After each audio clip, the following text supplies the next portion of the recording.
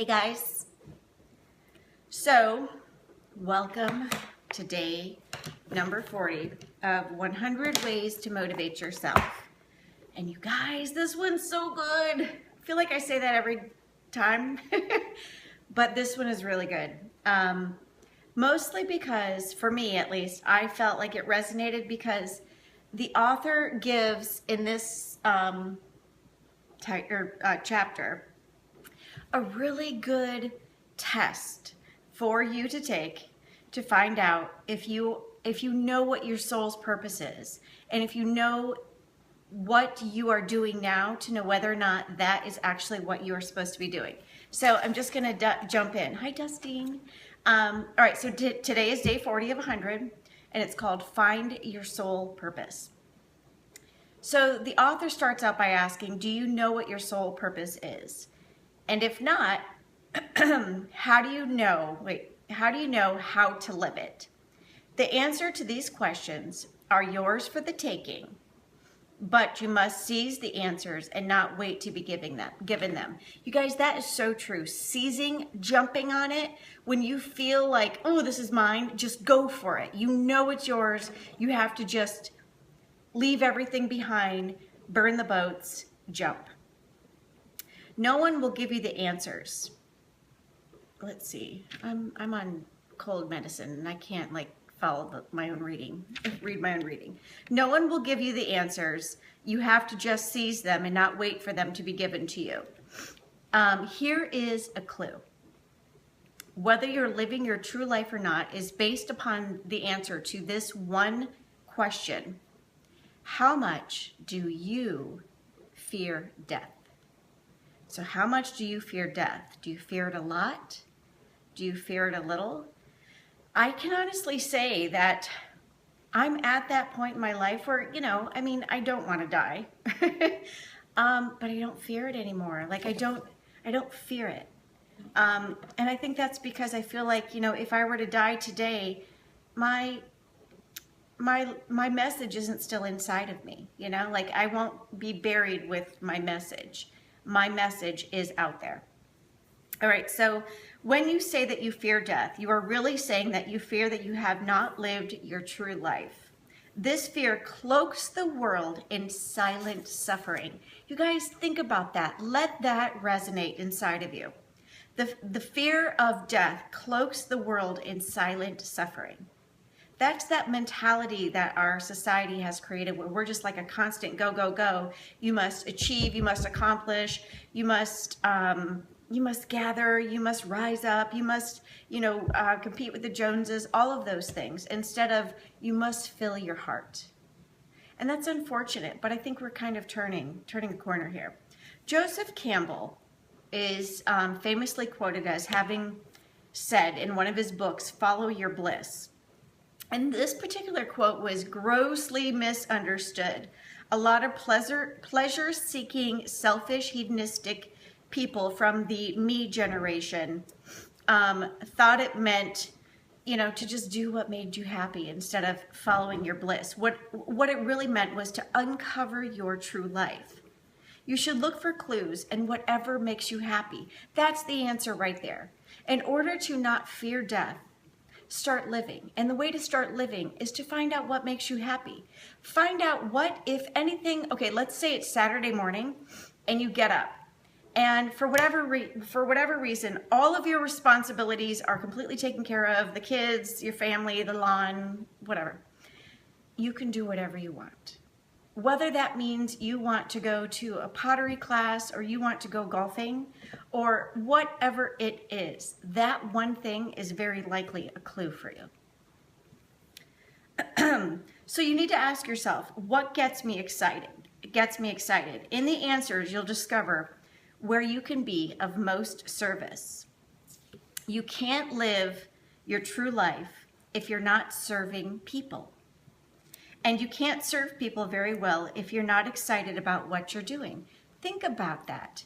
You have been in situations where you're just doing a job and you might be serving people, but it's not serving your heart. But if you're serving people and it's your natural gift, you found your bliss.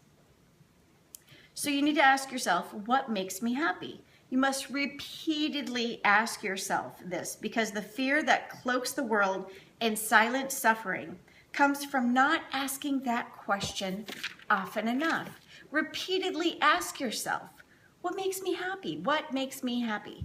Not who, but what. And like I said, that's the clue right there. The author talks in this book about how he was the creative director making a ton of money at an ad agency, and he could have done it forever, but he felt horrible, and he had this looming fear of death, which was his clue, that he just really wasn't doing what he was supposed to do. So he found that in the sense of fearing death, that's when he knew he was going to die with his music still in him. So he needed to put his music out there, metaphor, and start living it. And in so doing, stepped out of that fear of death. People living deeply have no fear of death. By repeatedly asking yourself, what makes you happy, we realize the right answer. But the problem is that we quit asking ourselves. We quit getting curious about it.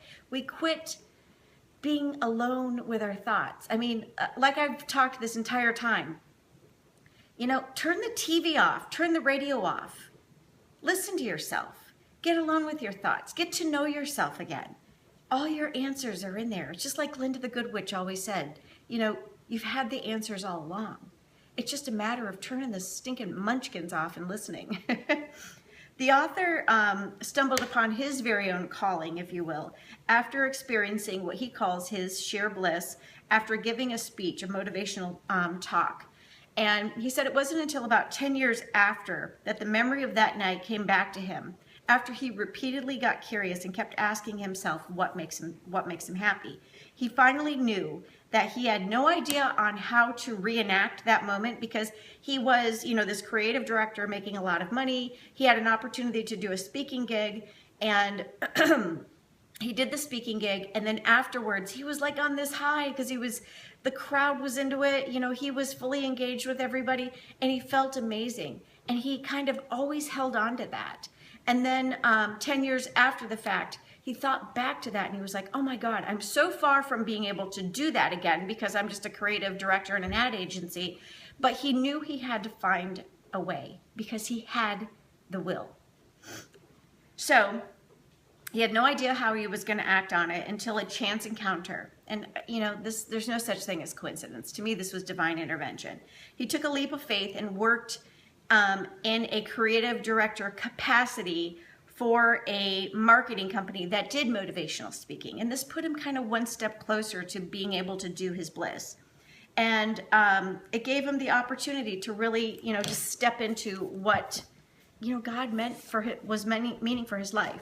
He says that many people get confused and believe that living their true life means getting lucky and finding a suitable job with an appreciative boss somewhere.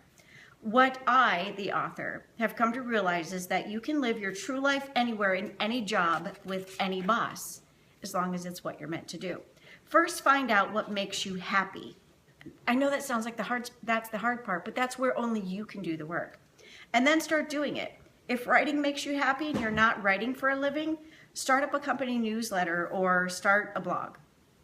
When the author first realized that speaking and teaching made him happy, he started a weekly workshop, and it was completely free. He did it out of, the kindness of his heart, because it was just aching to get out of him.